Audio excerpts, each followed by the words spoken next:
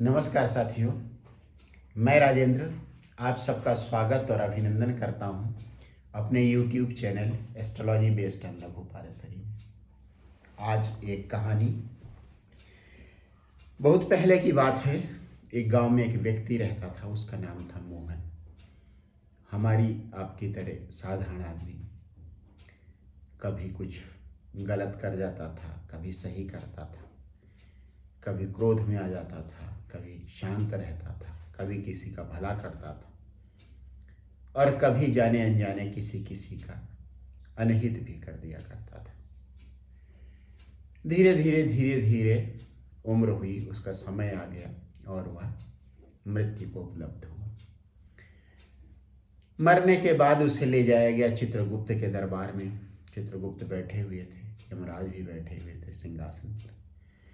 चित्रगुप्त ने उसका बही खाता देखा, हिसाब किताब किया और असमंजस में पड़ गए क्योंकि यह अपनी तरह का एक नया केस था। यमराज ने पूछा, क्या हुआ बताओ भाई, इसे कहाँ डालना है, नरक में या स्वर्ग में?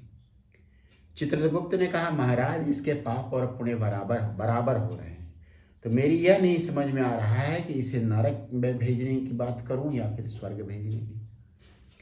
यमराज भी थोड़ी देर के लिए हतप्रभ रह गए, लेकिन बाद में उन्होंने सोचा विचारा और कहा कि ऐसा करो, यह व्यक्ति जहां जाना चाहता है, जहां रहना चाहता है, वहीं इसे भेज दो।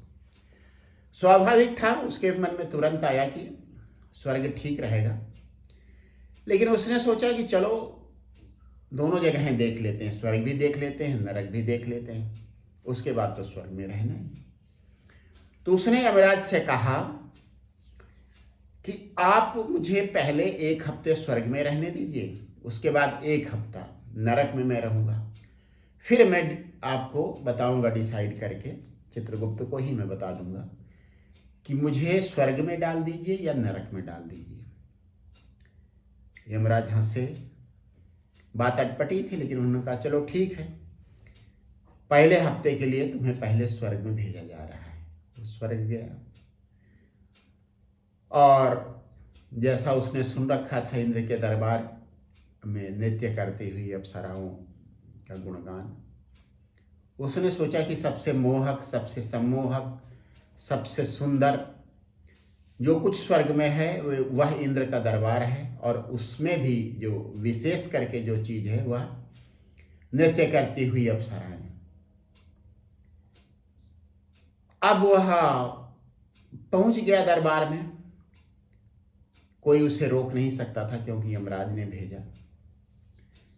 इंद्र अपने सिंहासन पर बैठे हुए थे, सारे देवता बैठे हुए थे और नृत्य करने वाली अप्सराएं नृत्य कर रही थी, ग्रुप में, उसके बाद अकेले, फिर से ग्रुप में।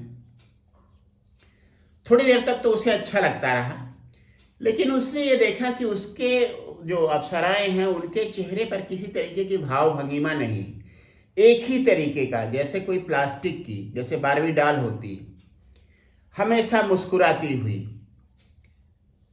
तो उसे विचित्र सा लगा, वो देखता रहा, किसी तरीके की कोई भाव भंगिमा नहीं, केवल एक ही तरीके का भाव, प्रसन्नता का भाव। और उस प्रसन्नता में भी ऐसा लग रहा था जैसे कि पीछे कोई दर्द छुपा हो। तो उसे अजीब सा लगा, लेकिन वह नृत्य देखता रहा और वो नृत्य करते करते उस पर पहुंचा, इस निष्कर्ष पर पहुंचा कि उससे अच्छा नृत्य तो भारत में बॉलीवुड और जो ये दक्षिण भारत की फिल्म इंडस्ट्री है, वहाँ की जो हीरोइंस हैं, उसमें जो कथक है या फिर और दूसरे भारतीय परंपरा के पुराने नृत्य हैं, उसमें जिस तरीके से भाव प्रदर्शन होता है, और भाव प्रदर्शन ही उसमें मुख्य होता है, बिना कोई बात कहे चेहरे पर इस तरीके का भाव आता है कि देखने वाला सारी बात समझ जाता है, उसका अभाव इसमें है। बात उसे खटकी, थोड़ी देर तक वो देखता रहा, उसके बाद फिर उठ के चल दिया, किसी ने उसको टोका भी नहीं। उसके बाद वो चलता रहा, इधर उधर घूमता रहा। उसने देखा कि एक सन्यासी आंख बंद किए बैठे हुए हैं। थोड़ी देर तक वह इंतजार करता रहा। वहां भी उस सन्यासी के चेहरे पर उसे कुछ ऊब के भाव, जैसे कोई बैठा हो बहुत देर से पूजा में, प्रार्थना में और ऊब गया हो, इस तरह के भाव उसे देखने को मिले। कोई ओज, कोई तेज उस सन्यासी के चेहरे पर उसे नहीं दिखा। वह फिर घूमता रहा, देखता रहा तरह तरह से। उसे दो ही तरह की चीज वहां देखने को मिली। या तो कोई सन्यासी है, वो बैठा हुआ है आंख बंद किए हुए, अगर नहीं बैठा है तब भी जो बातें कर रहा है तो इस तरह से कर रहा है जैसे जबरदस्ती कोई बात कर रहा है। किसी ने कुछ पूछा है, जैसे उसने कुछ जानना चाहा, कुछ पूछना चाहा, तो इस तरह से सन्यासी ने जवाब दिया जैसे कि अब किसी ने पूछ लिया है तो उसे कुछ कुछ बताना ही। उसे कुछ ठीक नहीं लगा। धीरे धीरे करके 7 हफ्ते का समय उसने बिताया और उसको कुल मिला के स्वर्ग काफी निराशाजनक लगा। और यह सोच के वो घबरा भी गया कि जब यहाँ का स्वर्ग इस तरह से है, जहाँ पे सब कुछ कृत्रिम है, सब कुछ आर्टिफिशियल है, जैसे कोई रोबोट हो, जैसे बारबी डॉल्स हो। और ये इंद्र भी किस तरीके के इंद्र हैं। बीच में एक दिन ये हुआ कि कहीं कोई ऋषि तपस्या कर रहे हैं तो वो एकदम से घबरा गए। अब इंद्र घबराए हुए हैं, देवता घबराए हुए हैं, लेकिन नृत्य करती हुई अप्सरा, नृत्य करती हुई मेनका, नृत्य करती हुई दूसरी जो अप्सराएं हैं, उनकी मुख की मुद्रा उसी तरीके से, ना उनके चेहरे पर कोई बेचैनी है, ना किसी तरीके की कोई दुख है, ना कोई पश्चाताप है, उसी को किए जा रहे हैं। जैसा कहा जाता है, आप सबको मालूम है, सुना भी होगा कि वो अक्षत यौना होती हैं, उनका रूप रंग एक ही जैसा बना रहता है। लेकिन एक ही जैसा रूप रंग रहता किसका है? वो तो गुड्डे गुड़ियों का रहता है। ऐसे तो जो वास्तव में जो रूप रंग जो होता है, जो जीवित व्यक्तियों का होता है, मान लीजिए कोई युवती है, जीवित है, तो सुबह उसका कुछ दूसरी तरीके से मुख मुद्रा होगी और दोपहर में कुछ अलग रहेगी, दुख में अलग रहेगी और प्रसन्नता में अलग रहेगी, नृत्य में अलग रहेगी, और कहीं जाते समय जहां पे कोई गंभीर बात है वहां पे कुछ अलग रहेगी। ऐसा कोई परिवर्तन वहां की किसी अप्सरा में उसे देखने को ही नहीं मिला। सबसे ज्यादा निराशाजनक बात उसे यही लगी।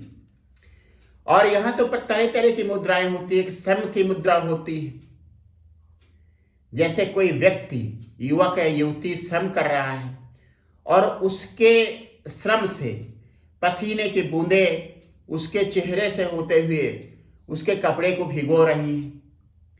कोई युवती है, कहीं चली जा रही है, गांव में जैसा होता है, सिर पर बड़ा सा एक बोझ रखे हुए, धान का या फिर गेहूं का बहुत बड़ा सा बोझ उसने रख रखा है। या फिर बरसात के दिन हैं और वह धान लगा रही है, धान की बेड़ का रोपण कर रही है, बाल आगे आ गए हैं और उसकी जो मुख मुद्रा है वो पानी में रहने के बाद भी उसके चेहरे पर पसीना अलग से आ रहा है। वह पानी उसके शरीर के श्रम के कारण उत्पन्न हुए ताप को नष्ट नहीं कर पा रहा है। इस तरीके का दृश्य जो श्रम का सौंदर्य होता है वह उसे कहीं देखने को नहीं मिला, क्योंकि उन अप्सराओं को ना तो कभी थकावट लगती थी, ना उसका कोई एहसास उन्हें होता था। उम्र उनकी एक ही जैसी थी, सभी की उम्र एक जैसी, उसमें किसी में बचपना नहीं था, किसी में वृद्धावस्था नहीं थी।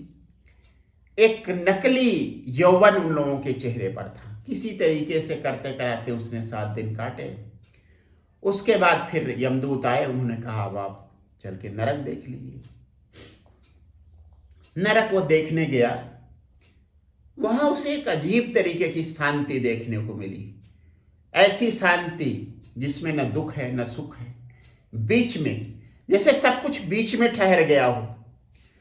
वहां जो सन्यासी उसने देखे वे उस तरह के सन्यासी नहीं थे जिनके बाल और जटाएं बड़ी बड़ी होती हैं, साधारण गृहस्थ, लेकिन चेहरे पर एक तेज, माथे पर एक ओज, और कोई ध्यान कर रहा है, कोई ध्यान से उठा हुआ है, अपने नित्य कर्म में लगा हुआ है। और वे कड़ाहे जिनमें किसी किसी आदमी को डालकर उबाला जा रहा है, ऐसा लग रहा है कि जैसे वह पानी खौलता हुआ, उबलता हुआ पानी नहीं है, ठंडा पानी है, भले ही उससे भाप निकल रही। उस व्यक्ति के चेहरे पर न सुख के भाव हैं न दुख के भाव हैं, बीच की एक स्थिति, एक सम्यक मौन उस व्यक्ति के चेहरे पर है। करते करते करते करते वो एक जगह गया तो उसने देखा और उसे आश्चर्य हुआ, बुद्ध बैठे हुए थे और तमाम लोग बैठे हुए उनकी बातों को ध्यान से सुन रहे थे। वह भी बैठ गया वहां पर और बुद्ध के चेहरे पर वही चिरपरिचित ओज बोल रहे थे, उनके होंठ हिल रहे थे, लेकिन एक सम्यक भाव उनके चेहरे पर था जो न दुख का था न सुख का। बोलते बोलते उन्होंने अपनी बात खत्म की और आंखें बंद कर लिया। एक मौन पहले से छाया हुआ था, वह और ज्यादा गहरा गया। वह व्यक्ति भी मौन में बैठा रहा। उसके बाद सारे लोग मौन से बाहर आए। उन्होंने अपनी हथेली अपने चेहरे पर रखी, आंखें धीरे धीरे खोली और उसके बाद बाहर का जो माहौल था उससे अभ्यस्त होते हुए एक गहरी सांस लेकर धीरे धीरे छोड़ते हुए आंखें खोल दी। फिर उसी धीमेपन के साथ, जिसे आप धीमा भी नहीं कह सकते और तेजी भी नहीं कह सकते, एक सम्यक अवस्था से गुजरते हुए उठे और उसके बाद फिर अपने अपने निवास की तरफ चल दिए। उनके निवास भी क्या थे? नरक के निवास के बारे में आप कल्पना ही कर सकते हो। साधारण से सड़कें भी उबड़ खाबड़ उन्हीं के किनारे, जहां जिसको बैठना था वो बैठ गया, जिसे लेटना था वो लेट गया, लेकिन वहां न कोई दुख था न कोई सुख था। एक सम्यक भाव उनके चेहरे पर, जिसे ऋषि मुनियों ने आनंद कहा है। अब वह और उलझन में हो गया। जो चीज उसे स्वर्ग में मिलने की उम्मीद थी वह उसे नरक में मिल रही थी। एक व्यक्ति ऐसा था जो धीरे धीरे टहल रहा था। वह उसके पास गया, उसने कहा, मान्यवर, यदि आप मेरे एक प्रश्न का जवाब दे दें तो अच्छा रहेगा। उसने कहा, हाँ हाँ पूछिए। उसने कहा, यहां तो ये सब कुछ मुझे देखने को मिल रहा है जो मेरी उम्मीद के अनुसार स्वर्ग में होना चाहिए था, फिर यहां पर ये सब कैसे है? इतनी शांति, इतना आनंद, प्रसन्नता और दुख के बीच की एक ऐसी छवि, सबके ऊपर जो भी पेड़ पौधे हैं उनके ऊपर भी, जिसे हम सब ने किताबों में पढ़ा है, जिसकी कल्पना की है, जो किसी किसी व्यक्ति को उपलब्ध होती है। तो उसने कहा कि भाई देखिए, पहले यहां पे इस तरह से नहीं था।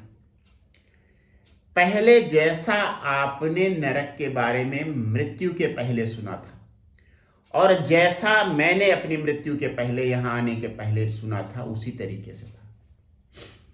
बाद में बुद्ध यहां पर आए और उनके आने के साथ साथ परिवर्तन शुरू हुआ। आज आप देख रहे हो क्या हो गया। उस व्यक्ति के मन में दूसरा प्रश्न चल ही रहा था। उसने ध्यान से अपने मान्यवर की बात सुनी, जैसे उसने मान्यवर कहा था, आदर दिया था, क्योंकि उससे कुछ पूछना था, कुछ सीखना था। फिर उससे पूछा कि पहले प्रश्न का जवाब तो मुझे मिल गया, अब ये दूसरा मेरा सवाल है कि आखिर बुद्ध यहां क्यों आए? जिस व्यक्ति ने जिंदगी भर लोगों को दुख से छुटकारा दिलाया हो, उसे कैसे चित्रगुप्त, यमराज या कोई ईश्वर नरक में डाल सकता है? उसने कहा कि यह प्रश्न मैं बुद्ध से भी पूछने वाला था, लेकिन वे अचानक ध्यान में चले गए और उसके बाद प्रश्नोत्तर के लिए समय नहीं था। मैंने सोचा था बुद्ध से ही पूछूंगा, लेकिन अब आप मिल गए तो आपसे पूछ लिया। उसने कहा, इस प्रश्न का जवाब मेरे पास नहीं है और बुद्ध के पास होगा जरूर, लेकिन वे इस प्रश्न का जवाब नहीं देंगे।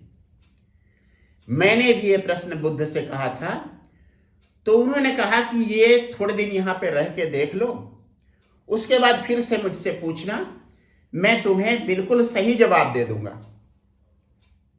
उसके बाद कोई जवाब उन्होंने दिया नहीं। तो वह व्यक्ति जिसका नाम मोहन था, जो बाद में आया था नरक में और घूम रहा था, 1 हफ्ते का की अनुमति उसे मिली थी, उसने सामने वाले व्यक्ति से पूछा कि तुमने दोबारा बुद्ध से पूछा? तो उसने कहा कि इच्छा ही नहीं हुई, जैसे प्रश्न ही खत्म हो गया हो, बिना उत्तर मिले ही जैसे प्रश्न खत्म हो गया हो। उत्तर नहीं मिला लेकिन प्रश्न समाप्त हो गया, यह स्थिति हो गई, इसलिए मैंने नहीं पूछा। उसने कहा लेकिन अभी तो मेरी उत्सुकता बनी हुई है।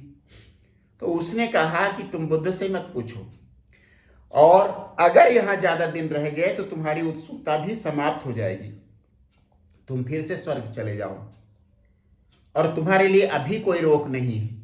बाद में जब तुम स्वर्ग और नरक में से एक का चुनाव कर लोगे, तब या तो तुम स्वर्ग में रहोगे या नरक में रहोगे।